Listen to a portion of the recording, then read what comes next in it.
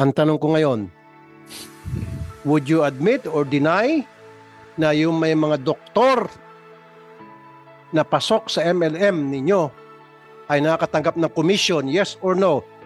You are under oath.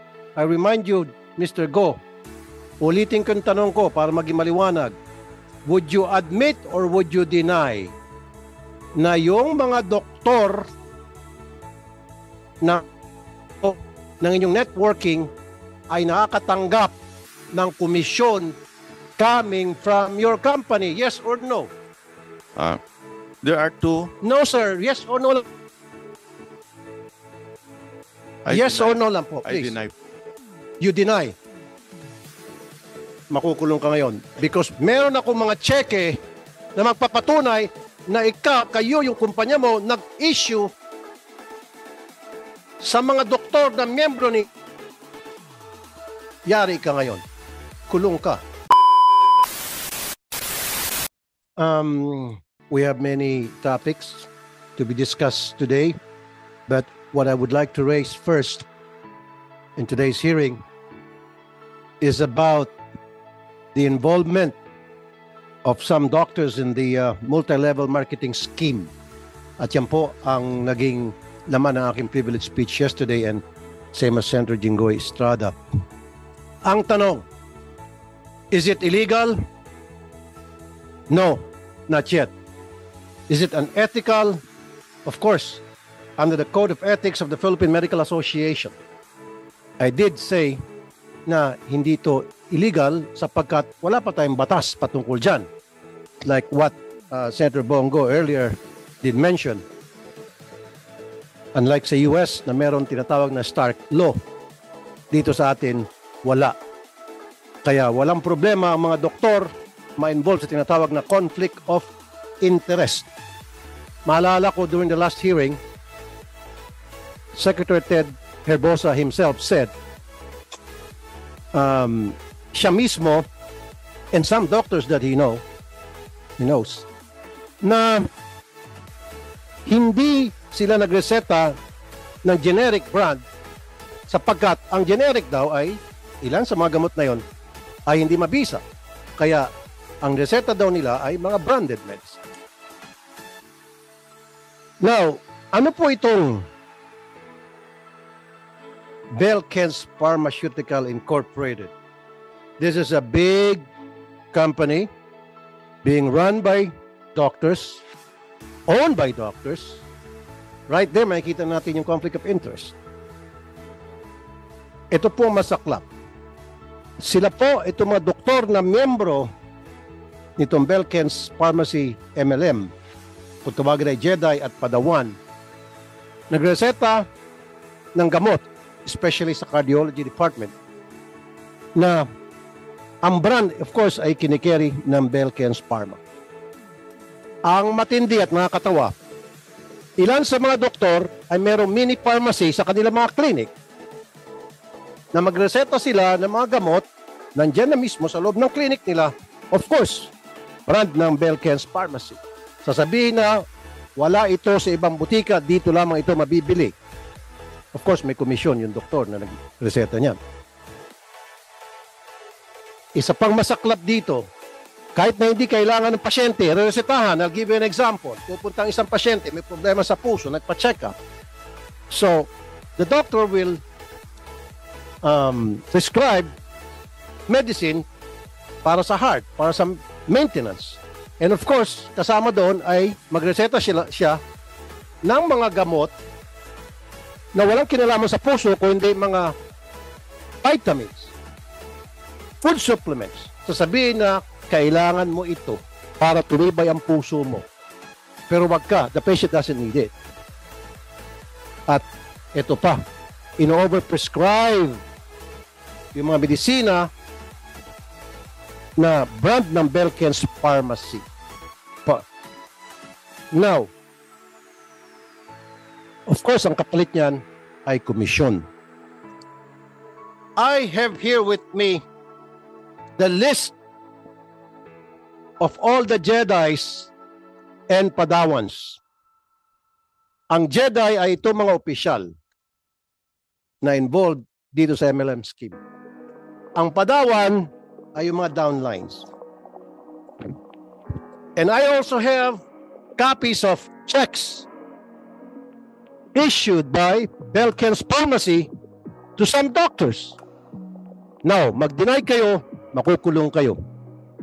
Because I have proof. I even have proof here coming from the Security Exchange Commission na inaamin mismo ng mga doktor na involved dito sa MLM ng Belken's Pharmacy na sila ay shareholder or stakeholder ng Belken's Pharmacy.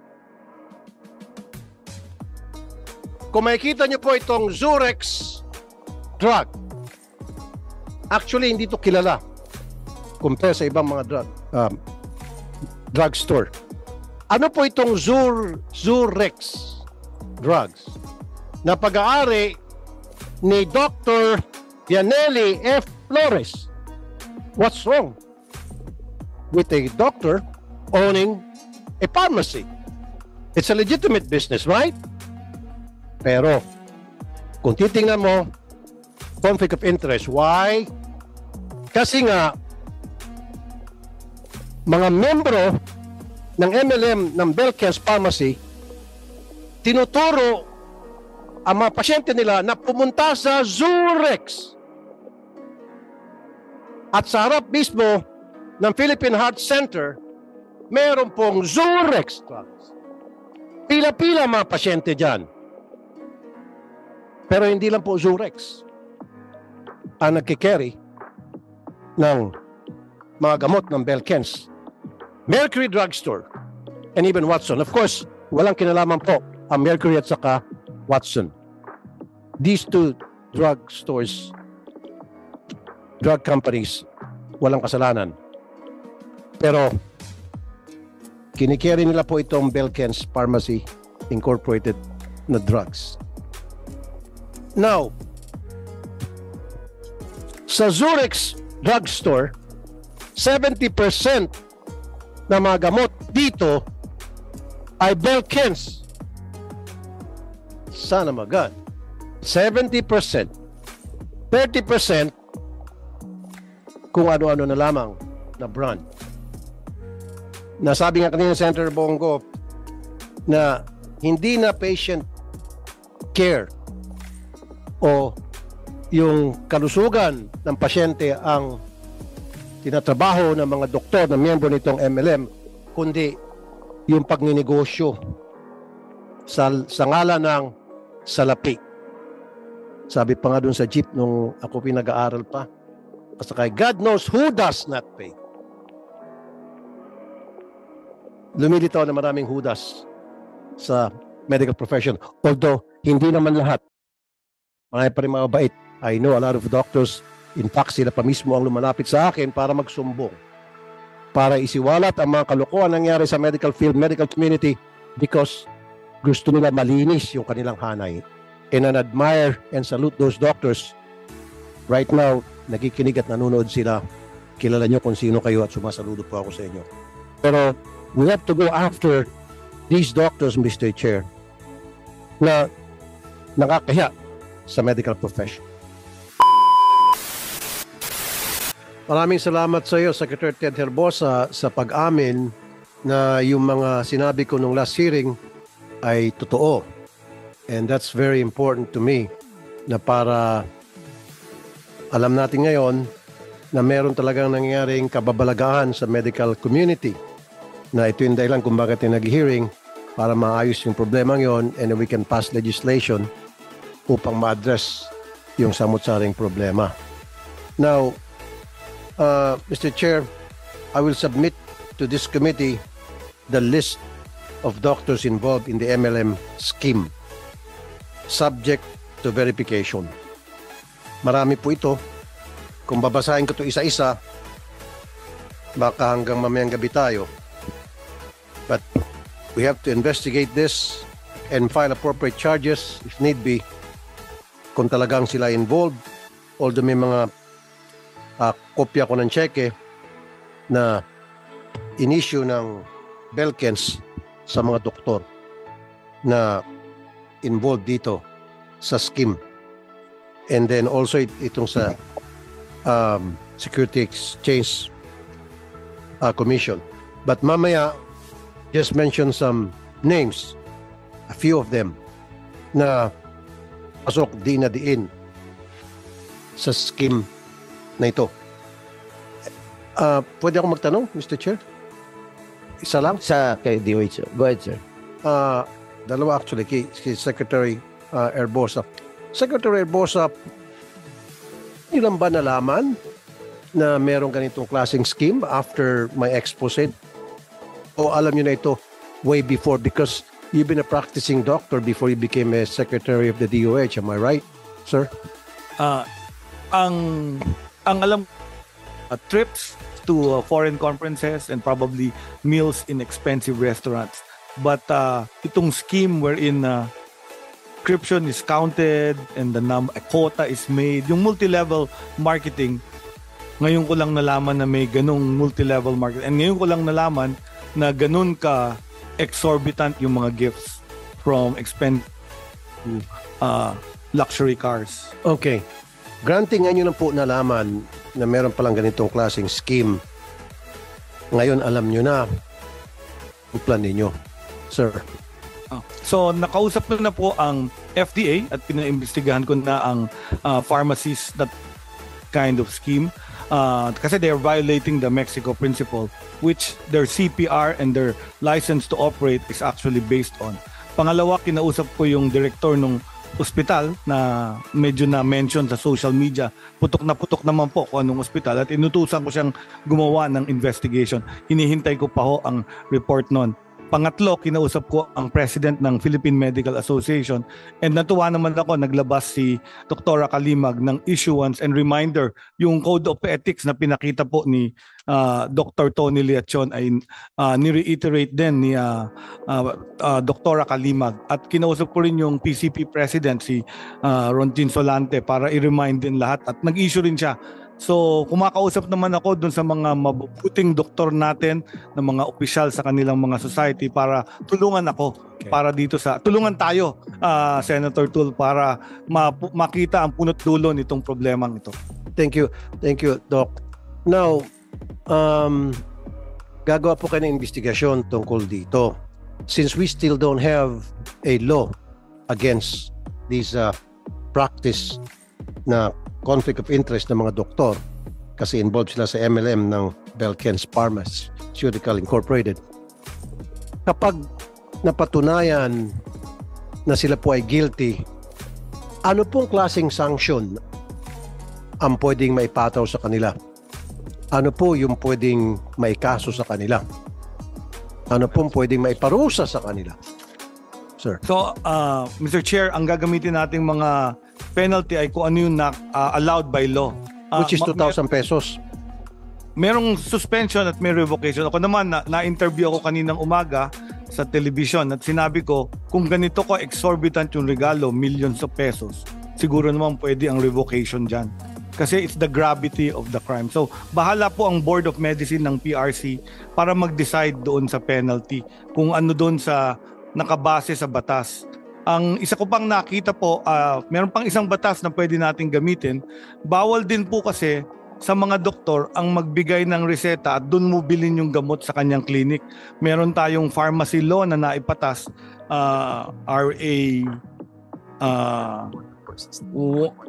10918, wherein ano pong penalty? Nagbawal na po. Hindi ko kabisado, hindi naman po tayo abogado, pero may penalty din po doon kasi ang penalty doon, bawal ang doktor magbenta ng gamot kung wala kang pharmacy license.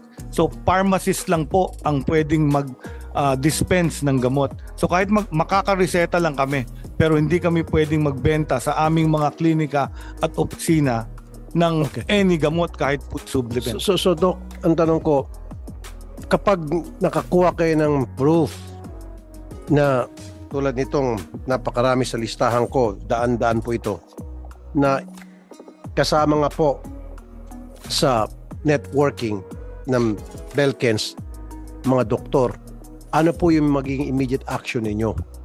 Ano po yung maasahan ng taong bayan? Siyempre mo, Mr. Chair and Mr. Senator, we will ask for due process. Siyempre, papasagutin natin sila. Usually, a show cause ang hinihingi Yun nga ng po, sorry, Doc. Yun nga, tapos na tayo dun sa due process, tapos na tayo sa show cause. Pag na-prove na guilty nga sila, ano po yung pwedeng kahinatnan nila? So, number one, we can file charges. Kasi pag nakita yung kahit ethical po, pwede kong iakyat yan sa Board of Medicine for revocation of license, suspension of license. Pwede ko rin iakyat kung sa ospital namin, DOH Hospital, pwede kong iakyat sa Ombudsman for cases against these public officials po. Okay. Mabilisan lang po ito, Yes. Mr. Go. Kasi, mahaba naman sinasabi mo. Isang tanong lang. Would you deny... Okay. Wala po akong problema sa inyong negosyo per se. Legitimate po yung negosyo ninyo. Meron kayong SEC registration, BIR, FDA approved yung mga drugs nyo. Wala tayong problema dyan, sir. Ang tanong ko ngayon, would you admit or deny na yung may mga doktor na pasok sa MLM ninyo ay nakakatanggap ng commission, yes or no? You are under oath. I remind you, Mr. Go. Ulitin ko yung tanong ko para maging maliwanag. Would you admit or would you deny na yung mga doktor na ng inyong networking ay nakakatanggap ng komisyon coming from your company, yes or no? There are two. No, sir. Yes or no? Yes or no lang po, I please. deny. You deny. Makukulong ka ngayon. Because meron ako mga cheque na magpapatunay na kayo, yung kumpanya mo, nag-issue sa mga doktor na miyembro ni... Yari ka ngayon. Kulong ka. You're under oath. Binigyan kita ng chance. I'll give you another chance. Doktor ka? Yes po. Okay. Kawawa ka naman, Dok. Ulitin ko. Sure ka, i-deny mo. Meron akong check rate na yung mga doktor na miyembro ng MLM ninyo ay hindi nakakatanggap ng komisyon. You said that... It's not true po. Okay. I rest my case, Mr. Chair. So mamaya, pakilinis lang sa baba. May tanong lang ako sa ano. Yung papakulong natin, yung mga nagsisinungaling. The detention. Ipapadetain natin to si Mr. Go. Dahil Sure. under oath, and I will show you proof na siya po ay nagsinungaling. Kailangan po kasi Sinabi na po ng malaman namin PRC kung na sino-sino conflict of mga interest yun. kasama. Ito rin. Kaya gusto rin natin Well, pa rin. she's denying it. Nagkakaroon siya ng conflict eh. Sinasabi ng PRC kanina sa tanong ko na mayroong conflict of interest na doon na yung mga doktor ay investor sa isang pharmaceutical company, and now she's saying kailangan pa imbestigahan. Dr. Lechon, ano sa palagay niyo po? Kayo bilang isang doctor, health reform advocate, is there a conflict of interest?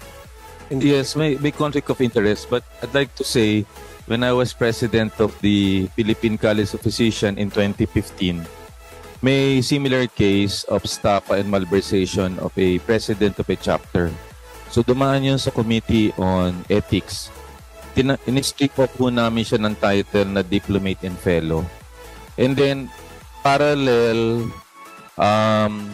complaint po sa PRC. So that particular gentleman went to another country, tinanak siya nakakapag-practice. Meaning to say, our level, we can control. So, ganun ho ang pagdisiplina kagad. So, para mabilis ho kagad yun. We have a Committee on Ethics and Legal, and then iaakyat ho sa board kagad yun. And then the decision was swift, actually. I think in about 2 months, strip off siya ng title and accepted that guy. So that guy went to London. Sabi niya, kailangan niya sa akin ng endorsement kasi kawawa naman ang buhay ko. Sabi ko, I will sign your for the scholarship sa Chevening. But you disclose you were dishonorably dismissed. Abo kalahin mo, kuha ng tester sa London, pasado. Tapos sabi nung Chevening, we accepted you because pumasa ka na exam at tinanggap mo yon. So right now, professor siya doon. What I'm saying, we impose the penalty, accepted niya, swift po yung management. So at our level, as organization, we can do something about it provided you should be decisive regarding this. Okay. Now, Doc, isa na lamang kasi nawala na tayo, nakalimutan na. Yung pag-i-issue ng cheque ng Belkens sa mga doktor at meron tayong mga ebidensya, ano po yung take nyo doon? Sir, with due respect to my colleagues, hindi ho tama po yun. Kasi kataas-taasan no ay sa amin ho, traditional, I've been practicing for 35 years. Meron ho kaming code of ethics sa PRC, sa PMA, at saka sa Mexico Principles. We will not deny that there's a entanglement, but there should be educational grant and usually 70-30. So pag attend mo ng convention, yung amin ho mga lunch symposia, sponsored yan ng mga pharmaceutical, but there should be an educational grant. Pero wala hong ganyan. Kataas-taasan ho pagdadating sa clinic, bibigyan kang donut, bibigyan kang ballpen, bibigyan kang kape, hanggang doon lang. At may limit ho ang lunch ho namin, hindi pe pwedeng more than 1,000. That is stipulated ho doon sa aming code of ethics. And then traveling ho abroad should always be with a convention, hindi pwedeng junket. So kunyari, nagpunta ka ng Iceland, nagpunta ka ng ganito, tapos walang convention, bit-bit mo lahat, di ho pwede yun. That is a junket. Yun ho yung differentiation ng ginagawa po na practice. Do. I'm not privy ho to the practice of PK. Kasi yan ho, nakita lang natin ho sa news. What I'm referring right now is the standard na ginagawa na 95% of multinationals, local companies, na yun ang traditional and accepted yan. Doc, last na naman. So, talking about culpability, yung pharmaceutical company, Belkens, nag-issue ng cheque sa doktor, cash. Sino may culpability doon sa conflict of interest? Yung doktor, kasama rin ba o yung Belkens? Or both? Hindi ako abogado, sir, no? But it takes bilang isang doktor. It takes two to tango, sir, eh. So, in-entice ka, tapos tumanggap ka. So, that is stipulated, sir, in the book na Lucifer Effect, if I may. You are a good person and turn into evil based on the Stanford study by Philip Zimbardo when you're affected by money, peer pressure, and power. Nag-iiba because there's enticement, eh. So, kung nangyari ho ito, never po ako nakakatanggap po ng ganitong kalalaki kung sakali man po. So, I'm just, hindi ho ako privy ho, ha. These are evidences lang na pinrepresent yung po ngayon. And I have no idea regarding that. But ako personally, I have not received any amount of this matter. Honorable Senator, Yes, sir. may I make a statement? Sige, sagutin niyo. When the check came out from the internet, we tracked the check. It belonged to a doctor who has a series of pharmacies. So, may patakaran kami. Pag nagbayad ka ng full sa amin, we give you additional discount. Yun ang check na yan. That's not a rebate. That's additional discount for paying on time. We cannot just, I'm sorry, but Paying on time, so bakit may cheque ulit yung doktor? kasi po, pag nagbayad po siya, nagbibigay po kami ng additional. Bakit siya magbabayad po sa inyo? Kasi po, nagbibili siya ng gamot, dinidistribute na sa drugstore niya. So bumibili siya ng gamot Sa sa amin inyo? po. Opo. Okay. Tapos may drugstore po siya. Exactly. So, wala ka nakikita masama doon na bibili siya ng gamot sa inyo and then of course, dadalhin sa kanyang pharmacy ang kanyang kasi may rebate kanyo. So, ang kanyang gagawin ngayon, irereseta lang niya ang gamot na kung saan binili niya sa inyo. Hindi siya magreseta ng gamot na hindi galing sa inyo because he will not receive anything. What's in it for him? Marami po siyang drugstore. No, and this is also a practice sa mga ibang pharmaceutical company na if ang doctor may drugstore. Okay, now, PRC. May conflict of interest ba doon yung isang doktor na magmamayari ng mga pharmacies na bibili, tulad sinabi ni Mr. Go, na bumibili sa kanila ng mga gamot para ilagay sa kanya mga botika At dahil dyan, on time siya magbayad, nabibigyan siya ng rebate. May conflict of interest ho ba doon? May irregularity ho ba doon? Doc. Your Honor, it's not as clear-cut because of the circumstances that you're saying that it's part of the rebate for paying early. So I don't, It's additional discount. it's not really clear-cut situation. So, pang gray area. Yes, sir. It So depends on the circumstances, sir. So, meron bang written agreement between you and the doctor na bumibili po sa inyo? I think na so, mga sir. gamot? I think may purchase order nakuha ng aming rep. At nakakuha siya ng discount. Kaya nga yung sinasabi ko na yung doktor, Mr. Chair, ay bibili ng gamot sa kanya. He will keep on buying medicines from his company para makakuha siya ng discount. And of course, para mabenta yung mga gamot niya na binili niya dito, ang ireseta niya, puro gamot lang na binili niya sa Belkens. Iba yung discount na sinasabi mo sa incentives? Iba po. Incentives ito o Discount po sa pharmacy ng doktor na yan. Yun nga sasabihin niya discount, pero actually it's incentive. incentive? He can always use, it's a semantics. Sabihin niya na incentives, when in, discount, when in fact it's incentive. Now, Dr. Leachon, doktor nagmamayari ng pharmacy, para sa'yo, may conflict of interest ba doon? Opo, sir. Kasi sir, kung meron kang pharmacy, sir, ang tendency mo ay bilhin doon eh. When I was in practice, sir, 35 years ago, may lumapit, sir, sa akin ahente at magbibigay ng 5+1. Sabi niya, pag binigyan kita ng 5 boxes sa isa, sabi ko, hindi ko kaya yan. Kasi mapipilitan ako i-prescribe yung gamot kung hindi kailangan. So, in the same light, kung mayroon kang pharmacy at nandun yung gamot mo, ituturo mo doon, edi conflict of interest yan. Hindi lang yan. Sa probinsya, sir, meron pa, sir, puninarya pa. Meron siyang drugstore, may puninarya pa siya, may restaurant pa siya. Nakakatakot yan. Baka mamaya papatayin yung pasyente. Hindi, sir. Kinento to sa akin ng pasyente kung taga Cagayan. There was one doctor na may hospital siya, meron siyang cafeteria, may drugstore siya, May punaraya. may puninarya pa, sir, siya. Kompleto, Ricardo. Kompleto po, sir, yun. So, yun po, sir, yun eh. That's ang conflict. Meron din, sir, mga doktor. Paano gagaling yung pasyente niyan? Ayun nga. Ale, sa tingin mo, paano gagaling? Hindi ko, sir, masagot. Pag hindi gumaling, nandiyan yung punaraya. Tsaka, sir, may iba na, hindi ko naman, sir, nilalahat.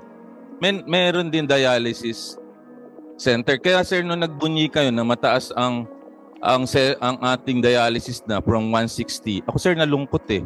So, ibig sabihin, hindi controlled ang diabetes and hypertension kaya dumadami ang nadadialysis. Nagbunyi lahat eh. Oo eh, ang dami ng dialysis session.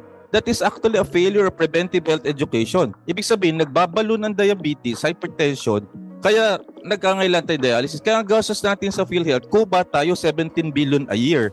Kung mababawasan natin ang diabetes at hypertension and we're not focused on the drugs, then we will prevent dialysis. Kaya pag nag-dialysis killed ka. Ang problema, sir, magre-reseta ka ng mga gamot na to na kopong mo pa. Hirap na hirap ka na, pinahihirapan mo pa ang pasyente. It's just a matter of time maubos ang pera mo. So, one particular thing na dapat natin gawin is to re-evaluate the PhilHealth. Na dapat may preventive aspect siya so that hindi tayo mag-dialysis. Kaya dumadami, sir, ang gamot nun eh. Speaking of... Ako mismo maka-attest. Nung nabubuhay pa yung mother-in-law ko, ilang beses nangyari yan.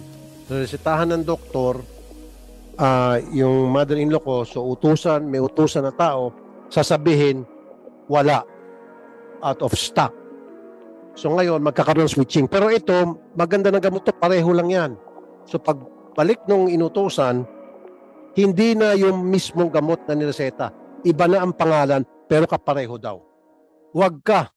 The following day, pagbalik namin, bumalik doon,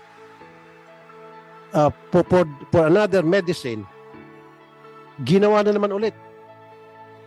2 days in a row out of stock